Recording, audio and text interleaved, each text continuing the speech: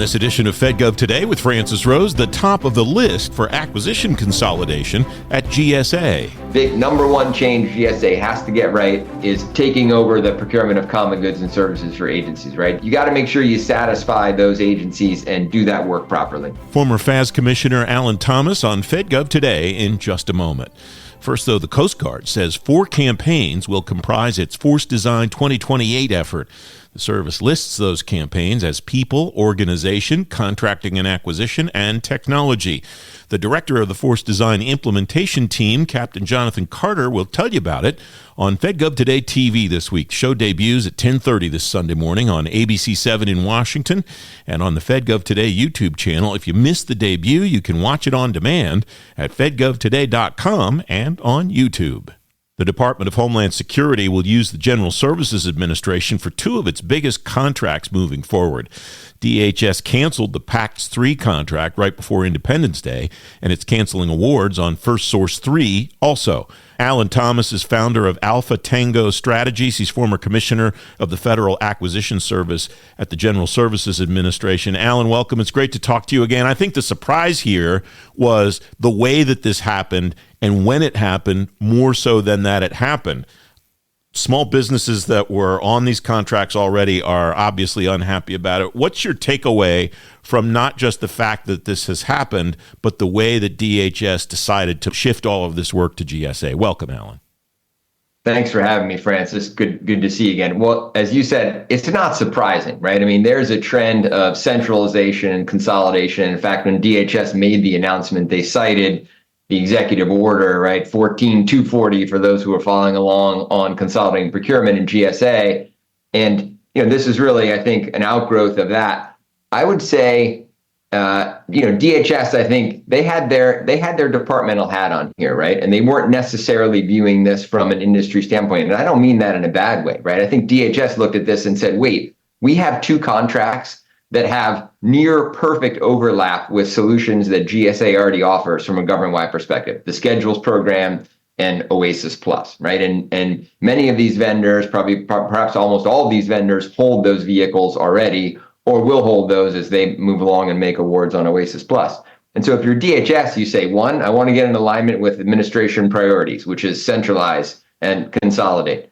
2, I've got fewer people maybe to manage vehicles like this, right? Why am I doing something that's sort of already provided centrally? And then 3, if I do have resources that are dedicated to this, I've got big missions. I've got to secure the border for one, right? The president's asked me to do that. And so maybe I'm thinking about putting people towards those missions, which I would consider mission critical and core to my department, and not to, say, managing a procurement vehicle for administrative services or IT value-added resellers.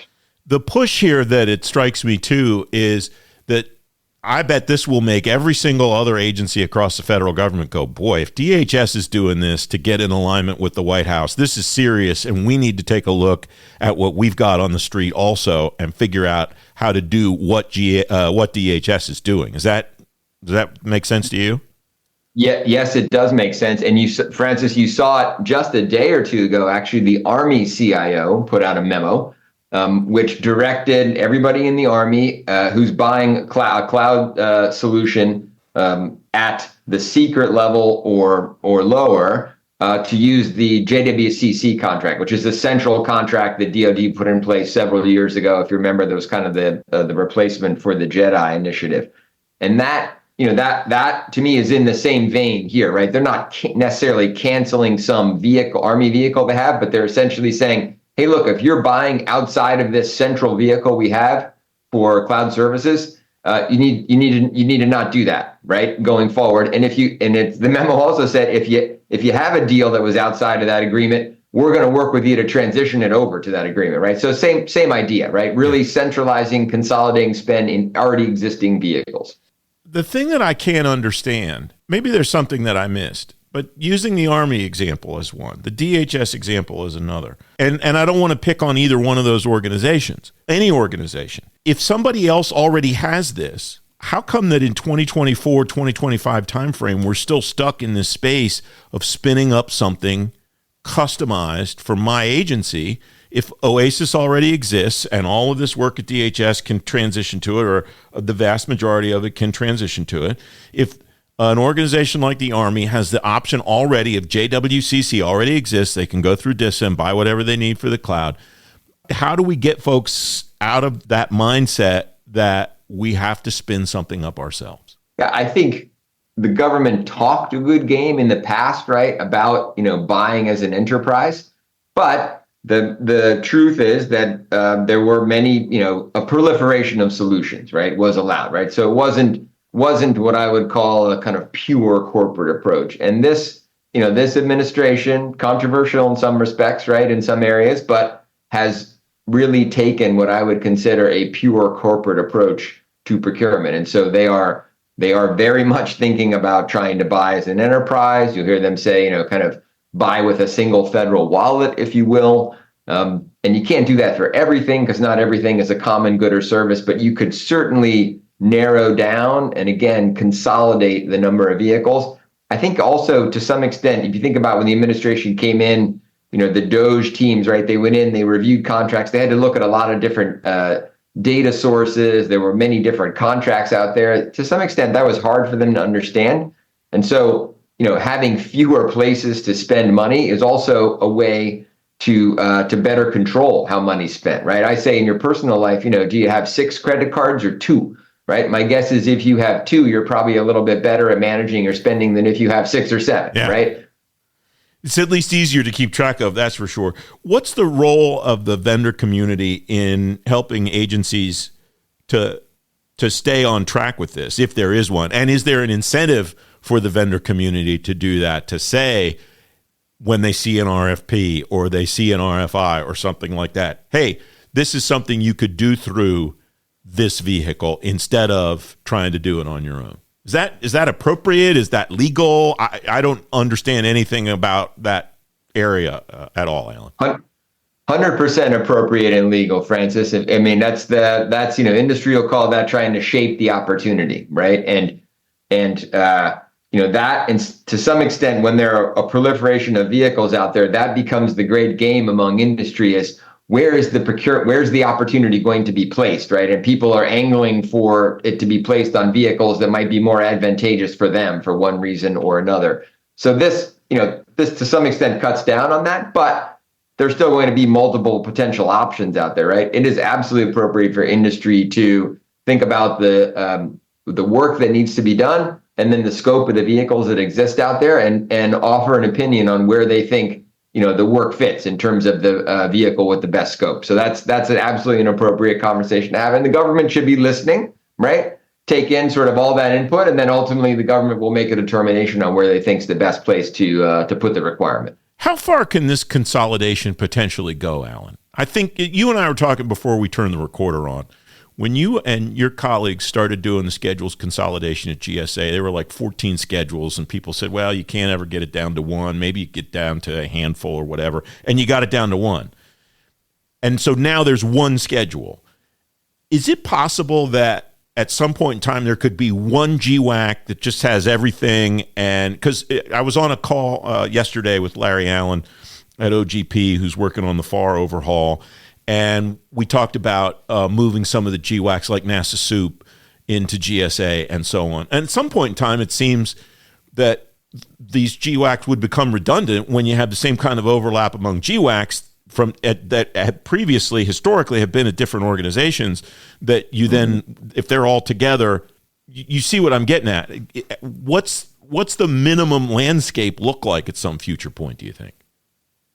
Yeah, well, we're certainly not there yet, right? I'm not sure it ever goes to 1, if you will, but it certainly could be many fewer than it is today. I mean, I do think there's some value in, for example, on schedules, right? Like, hey, right now you can't do cost plus, cost type contracting on schedules, right? So that there would need to be some sort of change made there if they wanted to do that.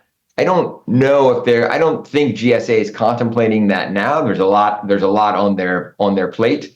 So, in that instance, like I heard very clearly within the last couple of weeks, hey, we're going to have schedules and we're going to have OASIS Plus, right? And there's tons of overlap there in terms of vendors and scope and that sort of thing. But OASIS Plus does allow you to do cost type contracting, right? So I do kind of think GSA is sort of lined up around, look, we are going to have maybe more than just one vehicle in our portfolio. I think you'll probably see Alliant. But my guess is you'll see them go forward with Alliant, and then of course you have NASA Soup, right? So you could have, across the landscape, maybe a handful of vehicles like that. It will be interesting in my mind to see what happens with things like Seaport in the Navy, right, for example. Now, you might say, hey, some of the requirements on a Seaport are obviously specific to Navy, right? Mission specific. They need those. But there certainly are folks at GSA, there were when I was there, who would argue that something like an Oasis Plus and schedules could cover, the vast majority of requirements you see on a seaport, right? So we'll see if they're successful in potentially having some of those long-standing vehicles that are more at the agency level, get consolidated like we've seen at DHS. But fewer is the name of the game, right? But I don't think it's one. I don't think we're converging to one. What are the risks that you see, if any, either on the industry side or on the government side for this consolidation? One risk that I know people are worried about, I don't know how well founded it is, but there are a lot of small businesses right now that are really scared. It strikes me that fewer vehicles is better for them because they have to be fewer places and therefore invest less to be in those places to be able to generate business. But again, I don't know the landscape well enough to know if that's a genuine outcome possibility. I don't think small businesses should be scared about this, right? I mean, obviously, if you don't feel like you are getting access to the market, that's cause for concern. But, things like the schedules program, right, is wide open, right? And we could debate about, is it hard or easy to get on schedule, but there's a sort of clear path on how to do it. And the bar is fairly low, right? It's for a small business, a great place to start. Also, I would tell you, this administration is putting a lot of emphasis on what I might call non-traditional procurement pathways, things like other transactions, things like commercial solutions openings, the SBIR program, right? Got a big boost from in Trump 1, and my sense is they're going to continue, right, to push that. And you may even see GSA do something pretty significant in that area here over the next 6 to 12 months in terms of some kind of government-wide solution, right, for SBR. So there are, I think, a lot of pathways to access this market beyond just the sort of traditional vehicles. But I think the traditional vehicles are, even if you just had schedules and Oasis Plus and Soup, and that would be a pretty good portfolio, right? Let's see what GSA does with STARS, right? The STARS 3, which is the 8A community. Be interesting to see what they do there. I think that might be one to watch in the future.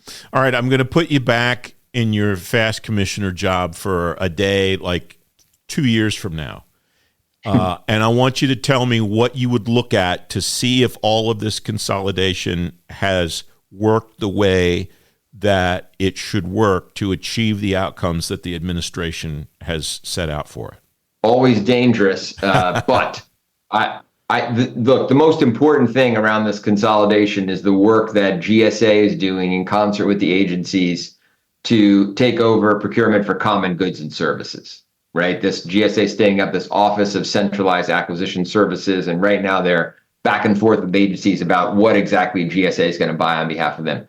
That's a sea change. It's kind of a back to the future change also, right? Where for those things, GSA in essence becomes a mandatory source.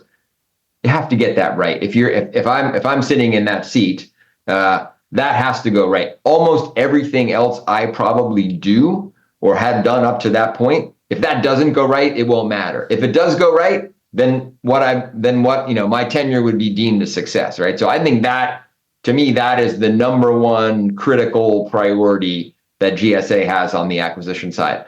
What happens with Soup? I mean, you see, it's, people like to write articles about Soup, and it generates a lot of likes or whatever on LinkedIn. But kind of what happens with Soup versus Alliant versus schedules? I think that'll all sort of come out in the wash at the end. And my guess is you will see some sort of convergence there and an adoption of best practices, and people I think will generally be happy. But to me, the big number one change GSA has to get right is is taking over the procurement of common goods and services for agencies, right? Those agencies, you got to make sure you satisfy those agencies and do that work properly.